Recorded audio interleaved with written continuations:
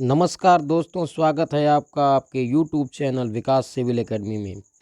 दोस्तों, हम अपने चैनल के माध्यम से विद्यार्थी जीवन से संबंधित सभी सूचनाएं आप तक पहुंचाते हैं और आपके लिए एक अच्छा प्रयास करते हैं। दोस्तों, आज 17 अक्टूबर को जो परीक्षा हुई थी, जूनियर एडेड भर्ती परीक्षा, इसके संदर्भ में आपसे कुछ बातें करने आया हूं और कटाव के संदर्भ में हम बात करेंगे। बहुत ही तेज़ी से हम बात करेंगे, ज़्यादा समय नहीं न लेते हुए आपको कटाव के संदर्भ में बताएंगे। दोस्तों, सबसे सटीक हज़ारों छात्रों के महासर्वे पर आधारित आज का ये तथ्य आप लोगों के सामने मैं प्रस्तुत करने जा रहा हूँ। तो क्या होगी कट ऑफ जूनियर एडिट भर्ती परीक्षा जो कि 17 अक्टूबर को हुई थी, उसके लिए कट ऑफ क्या होगी सभी विषयों की, जैसे Hindi, English, Sanskrit, social science, गणित, विज्ञान, कितने कितने मार्क्स पर नौकरी पक्की हो सकती है। इन सभी बातों पर आज हमें फोकस करना है, इन सभी बातों पर हमें चर्चा करना है। दोस्तों, तो कट ऑफ के क्राइटेरिया में जाने से पहले मैं आप सभी लोगों से यह निवेदन करूंगा कि कृपया अगर अभी तक आपने इस चैनल को सब्सक्राइब नहीं किया है तो सब्सक्राइब कर लें। आगे बात करते हैं जूनियर एडिट भर्ती परीक्षा की। दोस्तों, 17 अक्टूबर को यह परीक्षा बहुत ही अच्छी तरीके से हो गई है। इसके बाद कहीं कहीं पर नकल और भ्रष्टाचार की खबरें भी आई हैं, लेकिन ऐसा लगता है कि यह परीक्षा जो है उसी तरह इसका ये रद्द नहीं होगी। ये परीक्षा जो है पूरा इसका रिजल्ट आएगा और दोस्तों लगभग एक महीने से लेके 40 दिन के अंदर इसका रिजल्ट आ जाएगा। इसलिए यह भर्ती अपने आप में बहुत ही खास भर्ती है। दोस्तों, इस भर्ती में भले ही कम पोस्ट थे, लेकिन जिन लोगों ने यहाँ पर अपनी एक सीट पक्की कर ली है वे बहुत ही खुशकिस्मत लोग हैं। दोस्तों, क्योंकि यह नौकरी बहुत ही अच्छी है और वेतन के लिहाज से भी, काम के लिहाज से भी और अन्य मामलों में भी ठीक ठाक नौकरी है। तो आज हम बात करते हैं सभी जितने भी प्रश्न पत्र थे। जैसे पहला जो प्रश्न पत्र था सामान्य अध्ययन का 50 अंकों का था, वह तो ठीक ठाक था, बहुत ही साधारण पेपर बना था, लेकिन फिर भी बच्चे बहुत कम उसमें क्वेश्चन, समझ लीजिए लगभग 30 क्वेश्चन सभी लोगों ने किया है। 30 से ऊपर जो लोग जितना पढ़ने में अच्छे थे वही लोग ही जा पाए हैं, सामान्य अध्ययन की अगर मैं बात करूं तो। इसके बाद मैं बात करता हूं हिंदी। हिंदी को दिखाना चाहूँगा आपको एक चार्ट के माध्यम से। मैंने एक चार्ट बनाया है। पेपर का लेवल, विषय हिंदी। पेपर को जो लेवल था सामान्य से जो है मिड, यानी कि सामान्य से मिड लेवल का था और इसकी एकेडमिक और जूनियर सुपर टेट का जो मार्क्स है उस मार्क्स को मैंने जोड़ते हुए दिखाया है। दोस्तों, अर्थात यहाँ पर एकेडमिक में जिन लोगों के 26 हैं उनको 120 मार्क्स तक लाना ठीक ठाक रहेगा। 120 मार्क्स अगर आप ला रहे हैं, अगर आपका 26 भी है तो आप अपनी जो है एक सीट पक्की समझिए। लेकिन अगर आपका एकेडमिक 28 है तो दोस्तों अगर आप 115 तक ला रहे हैं तब भी आप सेफ जोन में हैं। जैसा कि मैंने आपको दिखाया कि एकेडमिक 28 है, यहाँ एकेडमिक 28 है, 114 अंक विद्यार्थी लाया है और यहाँ पर देखिए 73.6 उसकी बन रही है मेरिट। यहाँ पर देखिए 26 एकेडमिक है और कोई अगर 120 लाता है तो ये उसका जो है 48 यानी 60% हो गया और ये 26 जोड़ने पर 74 आ रहा है। तो अगर मान के चलिए कोई सामान्य वर्ग का स्टूडेंट है दोस्तों, तो वह 26 एकेडमिक अगर है उसका, तो वह 120 मार्क्स लाए तब कहीं जाके उसका जो हो पाएगा। अगर मान लीजिए वही ओबीसी वर्ग का है तो 28 एकेडमिक अगर है 114 पर भी उसका इतना आएगा और यानी कि उसका जो है हो जाएगा।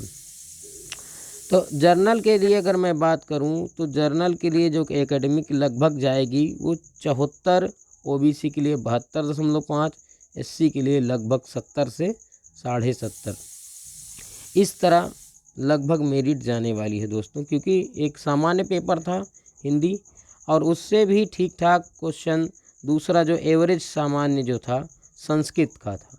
संस्कृत में बहुत से ऐसे विद्यार्थी हैं जो 90 क्वेश्चन सही करके चले आए हैं, 88 क्वेश्चन सही करके आए हैं दोस्तों।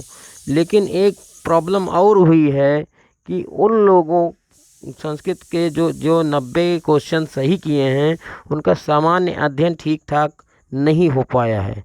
तो अगर 90 किए हुए हैं तो सामान्य अध्ययन में ही वो जो है लगभग 25-30 क्वेश्चन ही कर पाए हैं, 25 क्वेश्चन ही सही कर पाए हैं, जिस कारण जो है इसकी जो कट ऑफ है वो अनुमानित बात किए जाए तो 27-28, अगर किसी की 27-28 है एकेडमिक मेरिट, या फिर मान के चलिए कि 26 से 28 के बीच में है, तो उसको हिंदी से थोड़ा सा ज़्यादा यानी 118 से 120, इसको 120 ही समझिए, 118 से 120 जिनके बन रहे हैं संस्कृत में उनका सिलेक्शन तय है दोस्तों।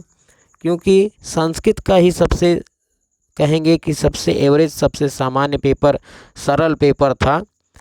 हालांकि वो बात अलग है कि संस्कृत जिसको आती है उसको अच्छे से आती है, जिसको नहीं आती है उसको बिल्कुल से नहीं आती है। लेकिन संस्कृत में मार्क्स गेन करने वाले स्टूडेंट्स की संख्या ज़्यादा थी। इसके बाद हम बात करते हैं अंग्रेजी विषय की। अंग्रेजी की अगर हम बात करें तो अंग्रेजी सामान्य से थोड़ा कठिन था। थोड़ा सा यहाँ पर लिटरेचर के क्वेश्चन ज़्यादा पूछे गए थे, और अंग्रेजी के ग्रामर के भी लगभग 35-40 क्वेश्चन ग्रामर के थे, और 55-60 क्वेश्चन जो है लिटरेचर से आए हुए थे।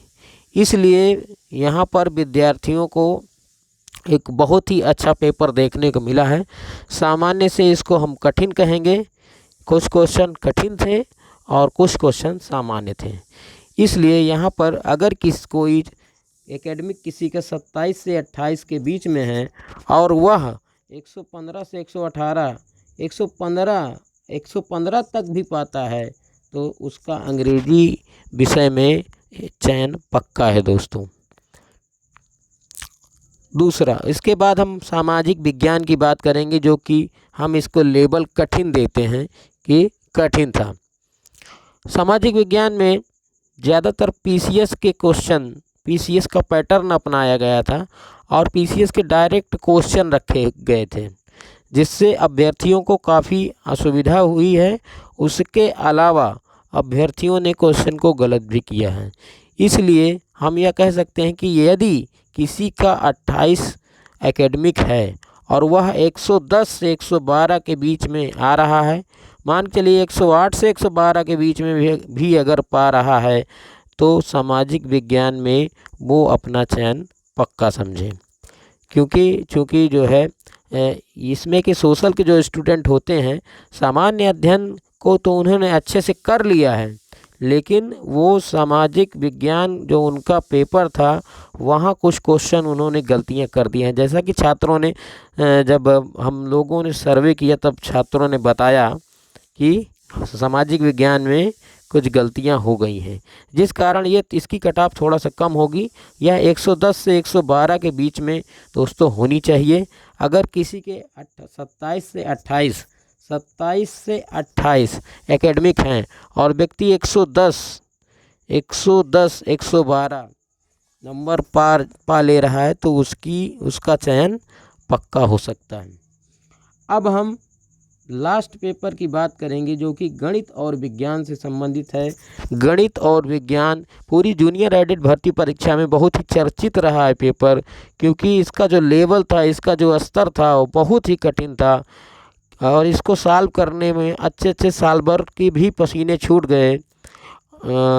ख़ास तौर पर विज्ञान में, विज्ञान विषय के अंतर्गत ऐसे प्रश्नों का समावेश देखा गया, जीव विज्ञान के अंतर्गत, बायोलॉजी में, और फिर या कहें केमिस्ट्री में, जो कि डायरेक्ट इंटरमीडिएट के प्रश्न पूछे गए थे। इंटरमीडिएट और गणित में भी इंटरमीडिएट के प्रश्न पूछे गए थे। इनवर्स वगैरह इंटर का पूछ लिया गया था। और केमिस्ट्री में तो पूरा जो है समीकरण इंटर लेवल का उठा के सीधे सीधे दे दिया गया था, और जो कि काफ़ी कठिन लगा। विद्यार्थी इसमें काफ़ी भ्रमित भी हुए, बहुत से लोगों ने गलतियां भी की। और ओवरऑल हम यह कहेंगे कि पेपर जो है गणित विज्ञान दोनों, ये दोनों काफ़ी टफ समझ में आया। इसलिए गणित और विज्ञान में यदि कोई दोनों को मिला के 100 नंबर है, जिसमें 60 क्वेश्चन विज्ञान के आए थे, 40 क्वेश्चन गणित के आए थे।